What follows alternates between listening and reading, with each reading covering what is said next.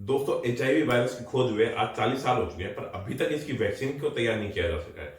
और तो आज की वीडियो में हम इसी बारे में बात करेंगे, क्या कारण है जिसकी वजह से आज तक इसकी वैक्सीन नहीं तैयार हो सकी है, और क्या अल्टरनेट पैथी यानी आयुर्वेद वगैरह में इसका इलाज है या नहीं है, अगर है तो किस तरीके से संभव है। तो आज बने रहिए मेरे साथ वीडियो के एंड तक। नमस्कार दोस्तों, मैं हूं डॉक्टर मनीष शर्मा और आप देख रहे हैं आपका अपना यूट्यूब चैनल आयुर्वेदा किंगडम। दोस्तों, जो HIV वायरस है एक बहुत ही खतरनाक वायरस है, जैसा आप सब जानते हो। 1980 के अंदर इसकी जो खोज हुई थी सबसे पहले, और अमेरिका ने बोला था हम 2 साल में इसकी वैक्सीन तैयार कर लेंगे, पर वो अभी तक नहीं कर पाए हैं। तो इसके बहुत से कारण हैं, जिसमें सबसे पहला कारण होता है कि जो हमारा इम्यून सिस्टम होता है, ठीक है, इम्यून सिस्टम होता है वो इसके प्रति ठीक से रिएक्ट नहीं कर पाता है, ठीक है, और वो इसको इसके प्रति एंटीबॉडीज तो तैयार करता है, ठीक है, एंटीबॉडी तैयार करता है, पर वो एंटीबॉडी सिर्फ बीमारी की गति को धीमा करती है, उस वायरस को खत्म नहीं कर सकती है। तो वो इस तरीके से रिस्पॉन्स नहीं करता है, ना ही इतना मजबूत होता है कि उसको खत्म कर सके।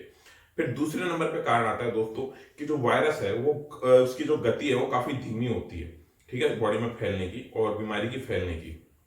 तो ये क्या होता है ना कि हमारे डीएनए में जाके छुप जाता है, और डीएनए में छुपे हुए वायरस को इम्यून सिस्टम के थ्रू खत्म करना बहुत ही मुश्किल होता है। और यही बात हमारे एक वैक्सीन के साथ आती है कि डीएनए के अंदर छुपा हुआ वायरस वैक्सीन नहीं खत्म कर पाती है।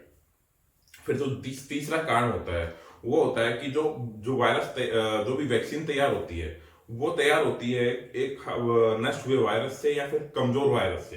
पर जैसे कि मैंने बताया, हमारे इम्यून सिस्टम HIV वायरस के प्रति इतना अच्छे से रिस्पॉन्स नहीं कर पाता है।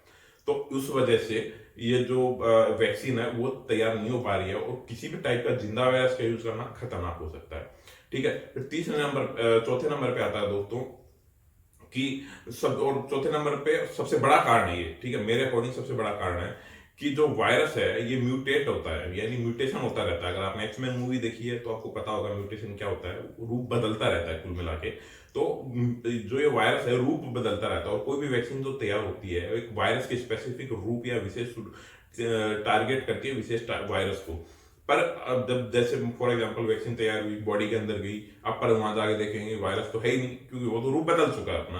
तो इस वजह से भी इसका इलाज नहीं हो पा रहा है। ये काफी बड़ा कारण है दोस्तों, ठीक है। फिर नेक्स्ट नंबर पे जो कारण आता है कि कोई भी वैक्सीन तैयार होती है और सबसे पहले जानवरों के ऊपर उसका ट्रायल किया जाता है, पर HIV के मामले में ऐसा नहीं है, क्योंकि कोई भी ऐसा जानवर का मॉडल नहीं है जिसके ऊपर इसका ट्रायल किया जा सके, क्योंकि जानवरों को HIV नहीं होता है, तो उसके ऊपर ट्राई किया जा सके ऐसा कोई मॉडल नहीं है, और इंसानों पे ट्राई करना इलीगल है।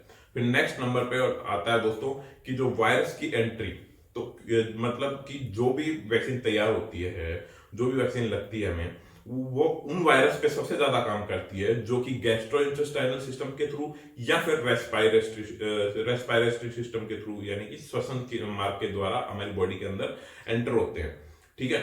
पर जो ये वायरस होता है, HIV वायरस होता है, वो या तो ब्लड के थ्रू या फिर जेनेटल ऑर्गन्स के थ्रू हमारी बॉडी के अंदर एंटर होता है। तो ये कुछ बेसिक कारण थे जिसकी वजह से HIV का वैक्सीन है वो अभी तक तैयार नहीं की जा सकी है।